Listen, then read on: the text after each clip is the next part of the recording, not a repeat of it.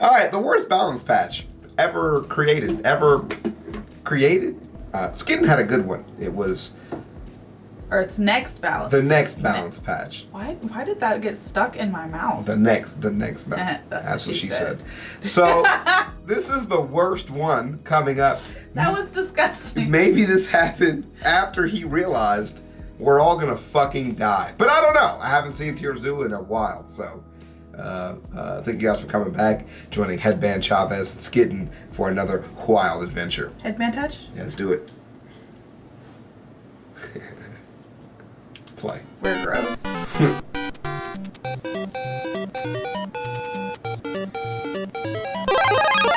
Oh shit. Oh no. oh, this is unfortunate.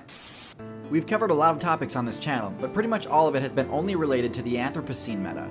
So today I'm kicking off a new mini-series which seeks to give an overview of how the meta has evolved across all the previous expansions. Okay, sorry. Cambrian? That's the only one I know. Ordovician? Oh, Jurassic, obviously. Silurian? Well, Jurassic Park. Yeah. Devonian?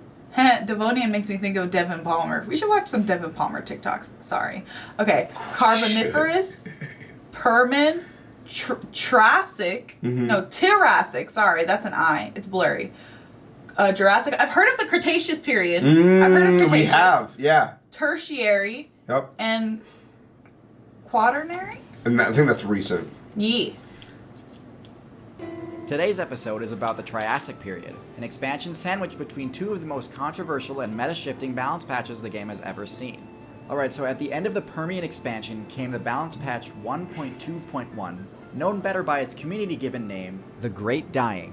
This update was heralded by one of the largest volcanic eruptions in the history of the game, which led to a cascade of other world events that drastically increased the difficulty of the game on every single server. Okay. Spawn rates for plants, water, and even essentials like oxygen were at record lows. I just think about like how close to the end of the world that actually was. Right. Every time I hear it. Yeah. And like still to this day, like I know we made it, like I've had it explained to me how small amoebas are and like everything would have eventually been fine because of the way our atmosphere functions, blah, blah, blah. And I go, death, destruction, acidic water, like everybody's fucked. Right, yeah. I don't have anything to put into that because you're right, 100%.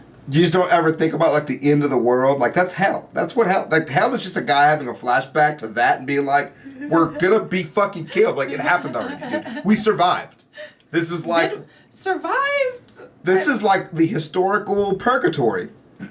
That's survival, you know? I don't know if survived is the right term. Dude, if you can still jig, you're surviving.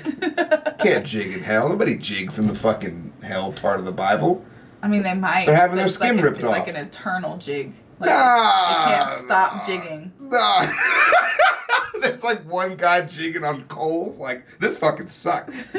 All right, sorry. As a result, around 90% of the player base quit. Yeah. Just before the Great Dying, the all-powerful reptile faction had split into two separate groups, the Therapsids and the Archosaurs. Each of these guilds had started to innovate in their own unique ways in an attempt to claim the top spots in the meta. And so when the balance patch hit, the Triassic arms race began.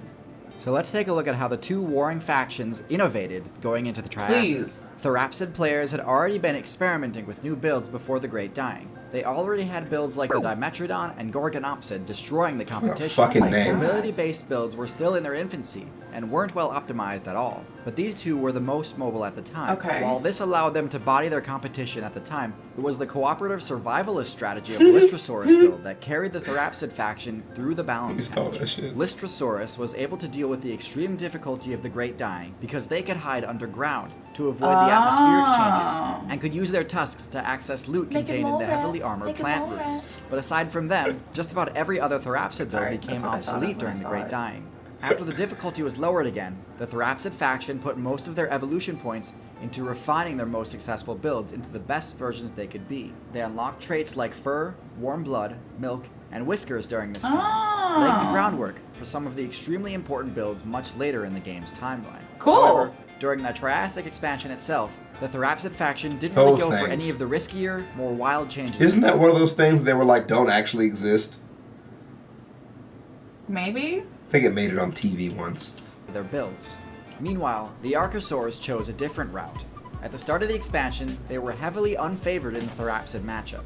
Their only option was to try some of the more drastic changes to their game plan Okay. in order to keep up with the competition. A group of them elected to compete directly with the Therapsids, Oh my God. expecting to similar land tank abilities. Oh, The only difference was, these players also put a few points into aquatic abilities, such as Exactly. holding their breath and diving, Crocodiles. giving them a place Crocodiles, to retreat yeah. if things got tough. While those players battled the Therapsids directly, Archosaurs set 2 more strategies in motion.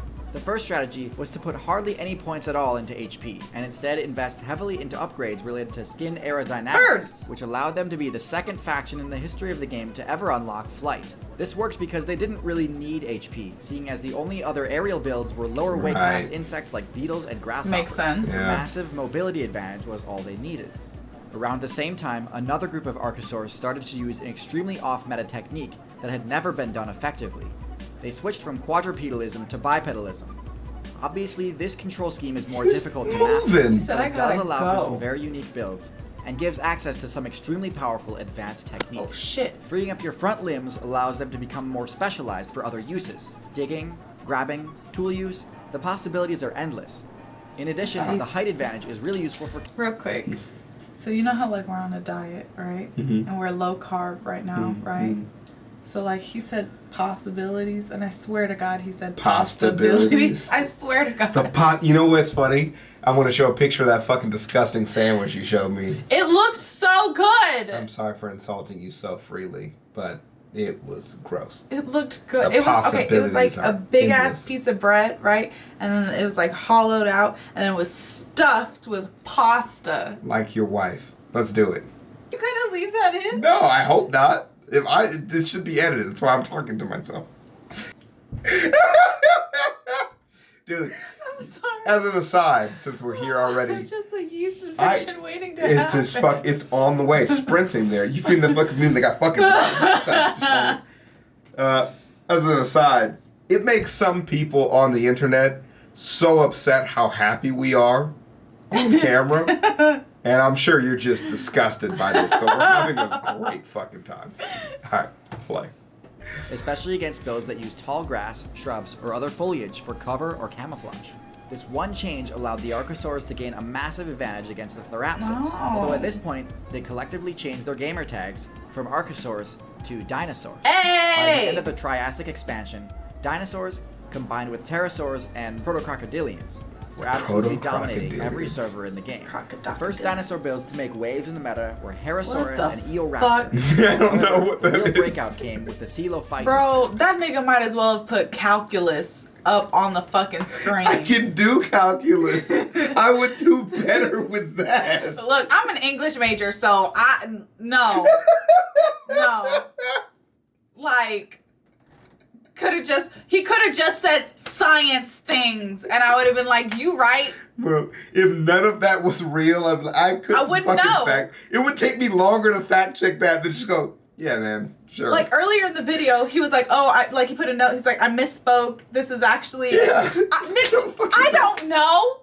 Thanks for fact checking. We don't yourself. know. The average person doesn't fucking know. Oh my god.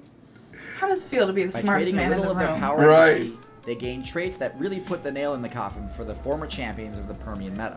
Therapsids at this point had all but abandoned their former mains, Damn, he's such slow as as the hell. Poserius and Thronaxodon, That poor and are now guy. trying No, their best he to looks just so play small sad. survivalist Yeah. classes that could avoid the dinosaurs.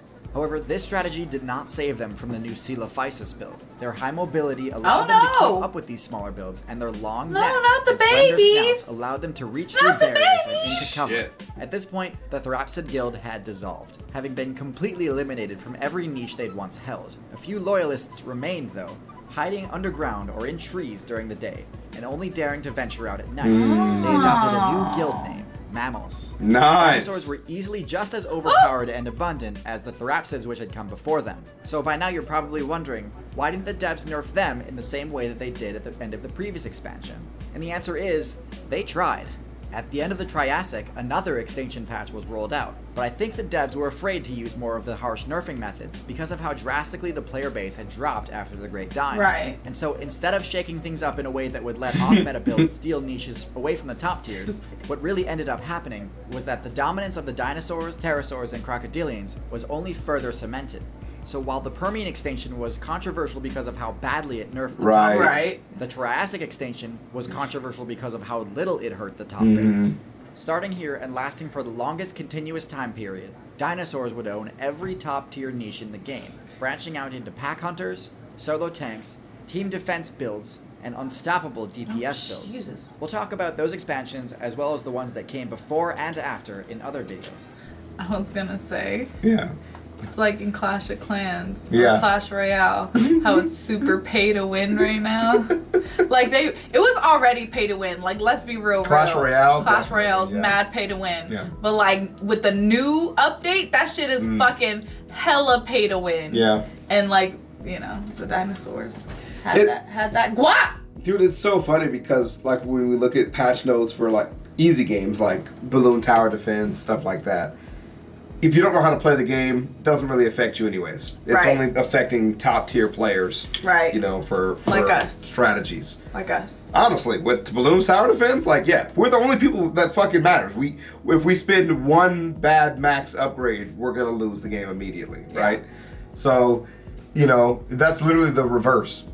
And like when League stopped being so pay to win and they got rid of rune pages, that only affected top tier players. It finally allowed people who are free to win to play the game just like a top tier player plays it. Right. In-game currency, and at each game everybody resets their money. So Not me though. I still suck. to imagine this nerf literally being like, we're adding rune pages. If you have money, you can do better. Like, that's so fucking toxic. That is so incredibly toxic. But anyways, yeah, I love it. I love seeing it. Eventually, I will learn the names of the periods and eventually figure out what happened in each one. That day won't be today, but it's here, and I'll just Google it like everybody else. Right. And I enjoy looking at the little funny pictures and the creatures hiding for their life and then dying. And I'm like, it's so dramatic. You're so dumb. Well, I'm learning just as much as everyone else. I have a question. Sure. You want to kiss my face? You're gonna hate me. Orange, you glad? Don't fuck. Get. Oh, and you touching me while you.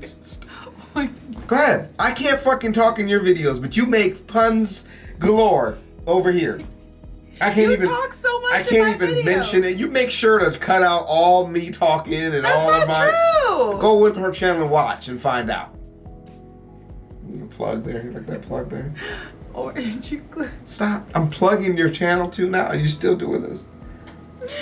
Aren't you glad I encouraged you to watch a Tear Zoo video I'm today? leaving now. The video was 6 minutes long. We've had 16 minutes of video. That's how our Aren't night's you going. happy? Have a good night. Thank you guys for joining us. We love you. We'll see you later.